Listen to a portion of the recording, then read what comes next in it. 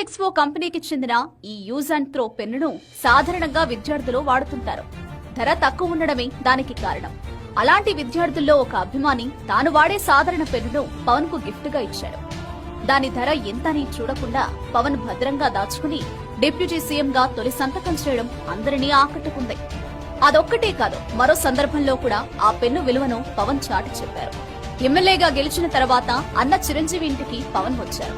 అప్పుడు చిరంజీవి సతీమణి తన వదిన అయిన Surekha Montblanc special edition పెన్నును పవన్ కు బహుమతిగా ఇచ్చారు. ₹1,00,000 పైగానే ఆ పెన్ను ధర ఉంటుంది. ఆ పెన్నును జేబులో పెట్టుకునే సందర్భంలో కూడా పవన్ ఆ ₹10 పెన్నును నిర్లక్ష్యం చేయలేదు. తన వదిన ఇచ్చిన పెన్ను పక్కనే ఆ ₹10 పెన్నుకు స్థానం ఇచ్చారు.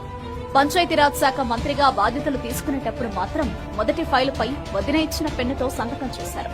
అప్పుడు కూడా ఆ ₹10 పెన్ను వెంటే ఉంది. పెన్ను ధర కన్నా తన అభిమాని చూపించిన